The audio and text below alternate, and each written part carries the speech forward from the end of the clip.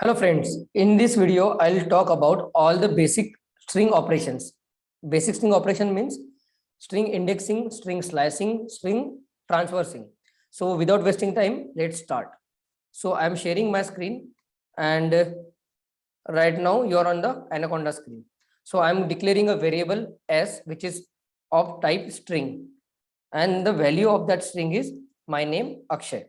So when I run this, when I'm trying to print the value of x, value of variable s, it is Akshay. Now, when I create a string, any string, there might be some spaces in between. It might be a long sentence or paragraph or anything. So internally, Python assigns some index value to each and every character of that string. String is nothing but collection of characters. That is a very basic thing, and I have mentioned it in my previous videos as well. So right now we will talk about what are the indexes, how are the indexes in Python for any string, how we can slice it, how we can transpose what are the basic operation we can perform. So before that, I'll show you how indexing works in Python. So yeah, so when I write Akshay, so I'll show you. Yeah, right now the string is Akshay, right? Without any spaces, I am just writing it apart for ease of understanding. Okay, it is just this string Akshay. So there are two type of indexes available in Python, which is by default Python generate for any kind of string. So first one is forward indexing, and the second one is reverse indexing. So let's talk about forward indexing. That is nothing but from this to this direction, from left to right, and it always start with number 0. So 0, 1, 2, 3, 4 and 5. Okay. Similarly, there is another type of indexing that is from right to left, that is reverse indexing. It is also by default used by Python generate a reverse indexing as well. So it always starts with -1. So it is from right to left, -1, -2, -3, -4, -5 and -6. Okay, if there is a space in between, okay, it is again a character that is also indexed. It's not like space are omitted. We will see that in another example. So these are the indexes. Now I'll tell you how you can get each single character from the string, how you can get multiple characters, that is substring, from the string. So let's start.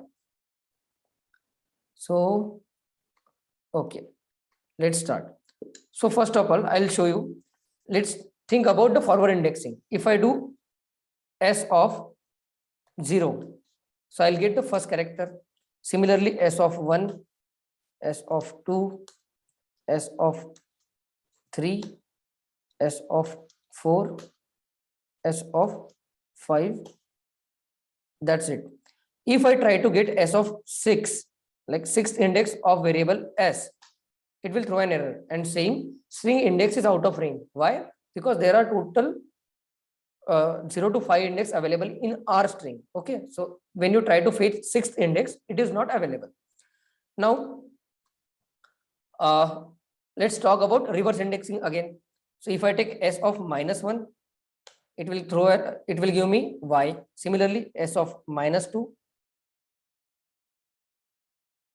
s of -3,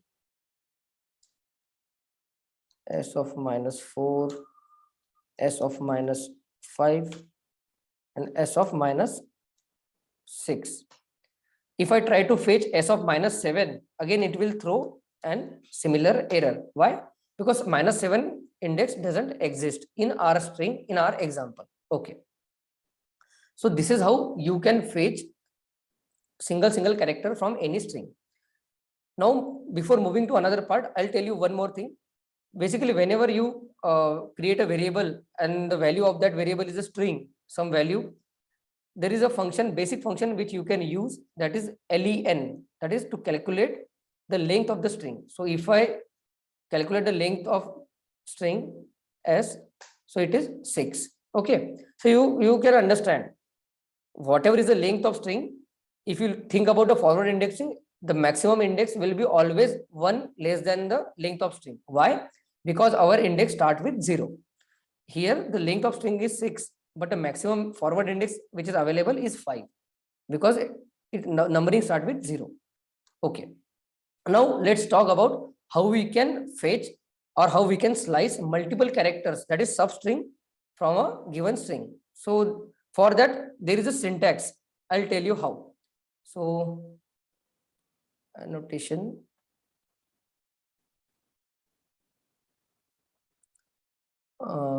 One second. Yeah, that's it. So whenever you want to fetch any of the substring, there is a syntax.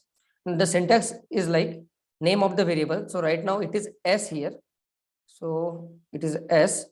Then in square bracket, you will write start index.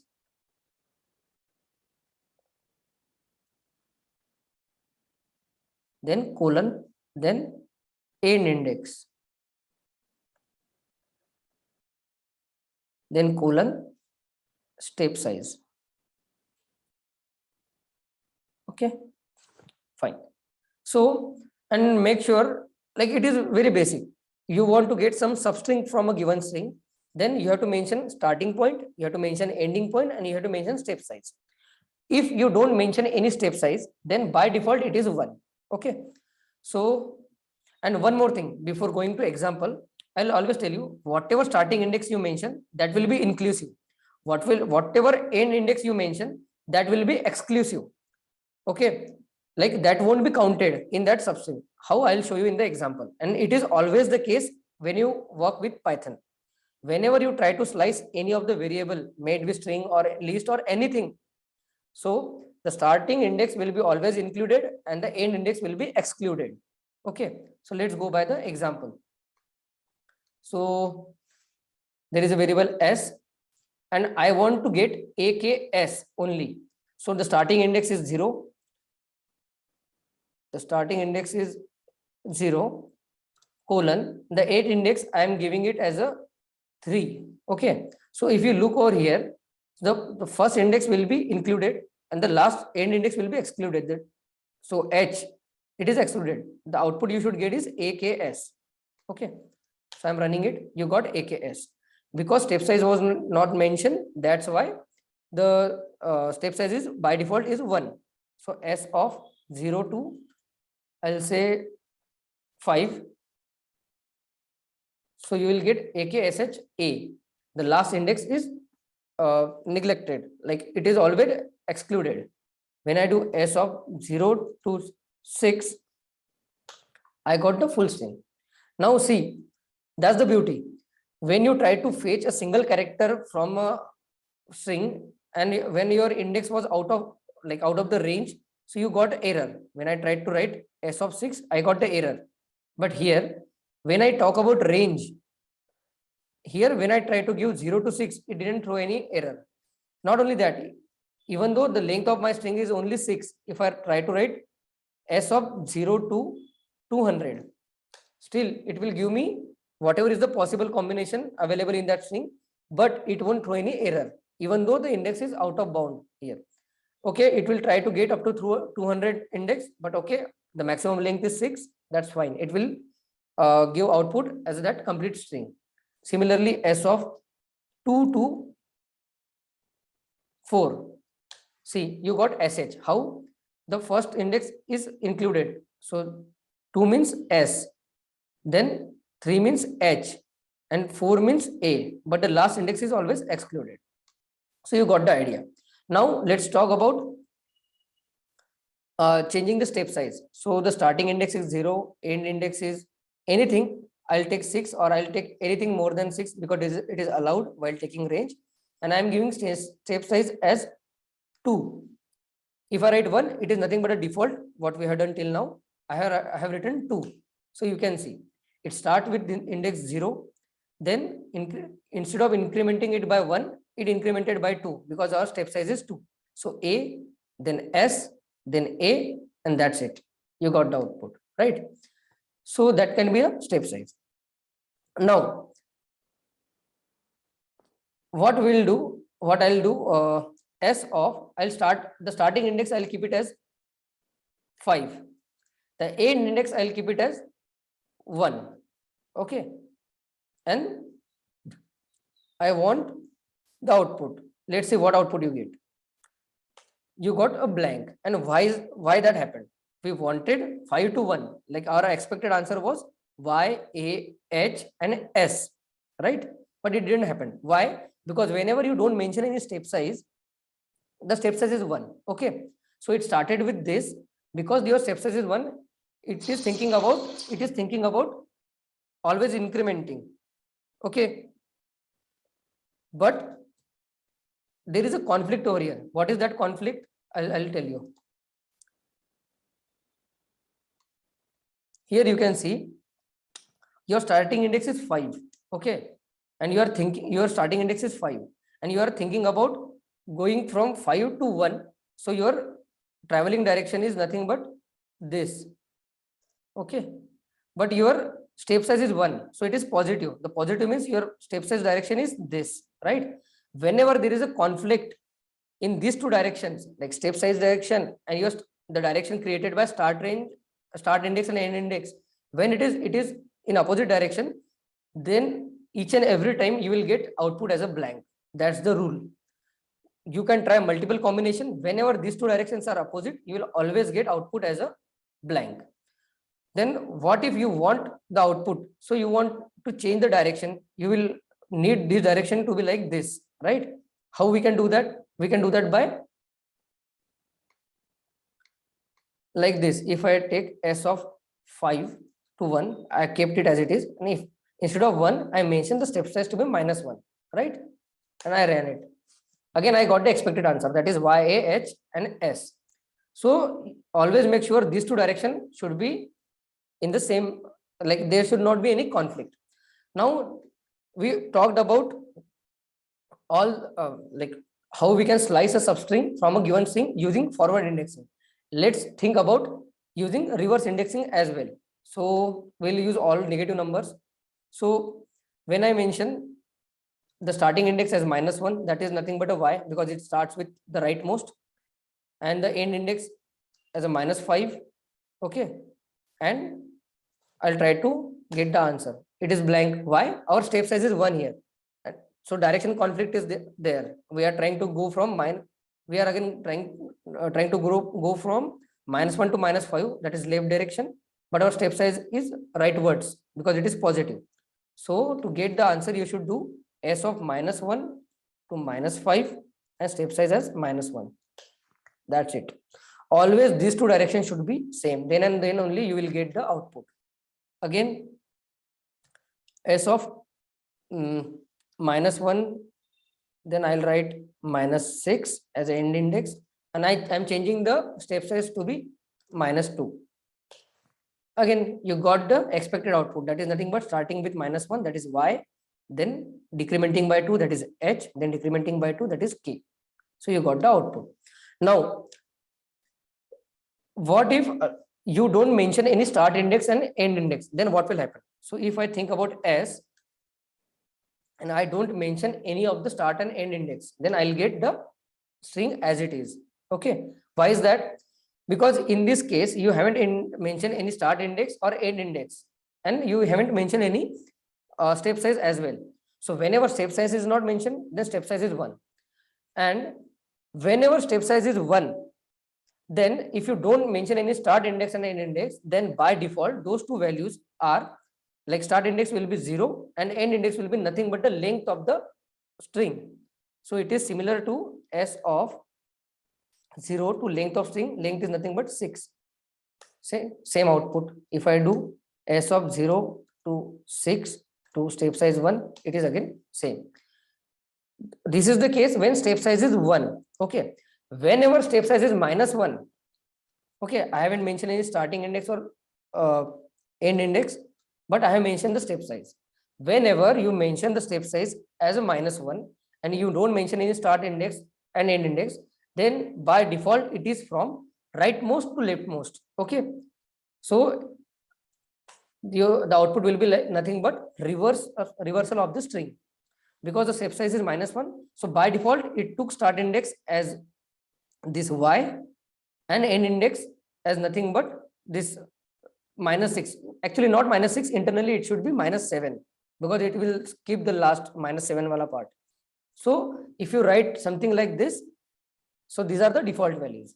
So using just this much syntax, you can reverse any of the string. Okay. Then after that, now you understood how it works, how the direction should, what should be the direction of step size, what should be direction due to start index and end index, and there should not be any conflict. So that concept is clear. Fine. Now there is one more thing. Whenever you do slicing using all this format, you can see I did some operation on this string S. The output is printed over here, but I haven't edited the string, the original string S as it is. If I try to print S, it will remain as it is. Okay. If I want this output to be stored anywhere else, then I can create a new variable and I'll say S of ::-1. So it is nothing but and if I try to print T, then that T is a new string, which is nothing but reversal of original string. So basically you have to assign that value to some other string, right? You the operation is happening, but it is not modifying your existing like original string. That is not getting modified, and that is the thing.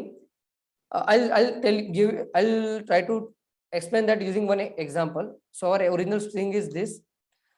If I take first alphabet, first index of the string, that is A. What if I want to change this A to some another by some another character? That is nothing but I'll try to do S of 0 equal to Z. Sorry, Z. It will throw an error. And why is that? Look at the error. str, that is string object, does not support item assignment. Why that is the case? Because string is immutable in nature. When I say immutable, immutable means once any of the string is created, you can't change some elements from that string internally within a memory. I'll tell you. So internally, one second. Okay. So inside, whenever a string is there, it is a memory allocation. Let's consider this as a memory. Okay. New variable is created. This akshay is created at this memory. Okay.